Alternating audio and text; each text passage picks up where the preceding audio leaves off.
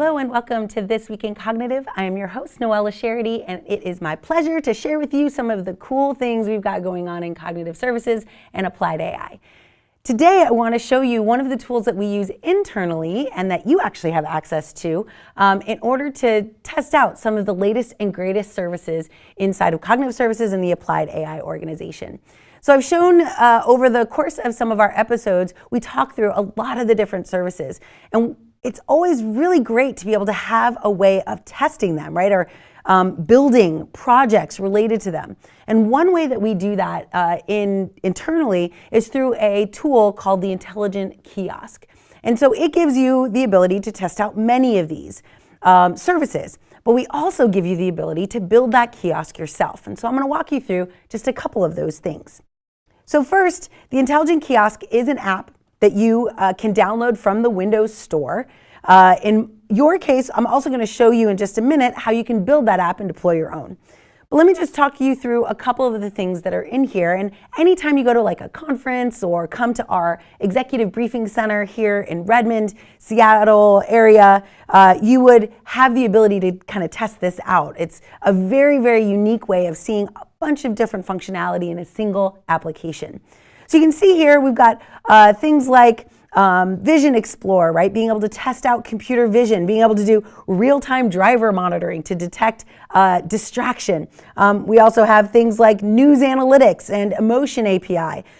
Real-time crowd insights. This is always a crowd pleaser at conferences, right? Where we put it up on kind of a big screen and add a couple cameras, and as people walk by, it's able to instantly identify using the Face API as well as computer vision, things like a gender, age range, right? Sentiment, are they happy, sad, bored? It's useful information typically at a conference, but it's super fun, right? You always see people walking by and they try and change their face to get a different age to show up, and sometimes it doesn't work, but sometimes it does. I do find that happy people look younger, so you should smile more often. But let's take a look at a couple of these. One is the ability for us to use vision. All right, custom vision, we're actually going to combine a couple different services here, right? The first service is Bing Search. So I need to go find an image to analyze. All right, so I go in, I use Bing Search as a service in the app. You'll see this in the GitHub sample code.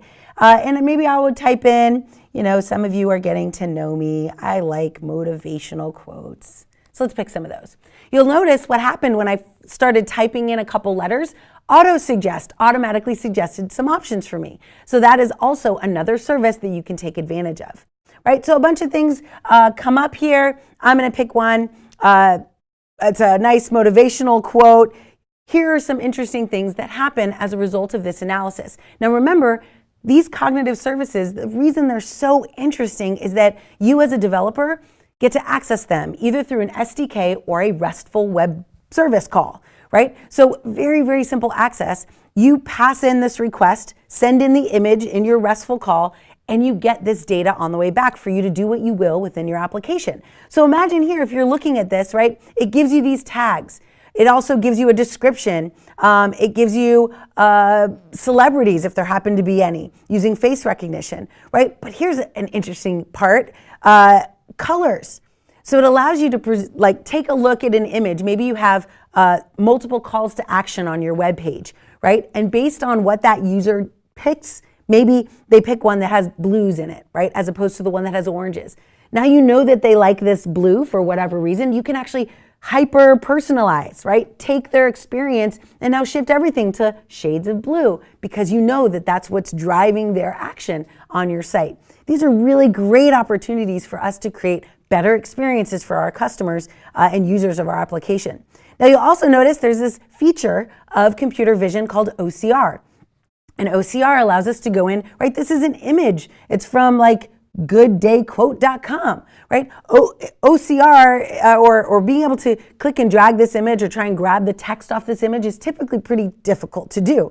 But in this case, you can see it's able to pull all that off. Now, why is this important? So imagine, again, if a user passes you an image, you can now grab text from that image, which was otherwise difficult to do. And now you can execute a search on any of the content that you pulled off, right? Notice here, it gives me back Confucius.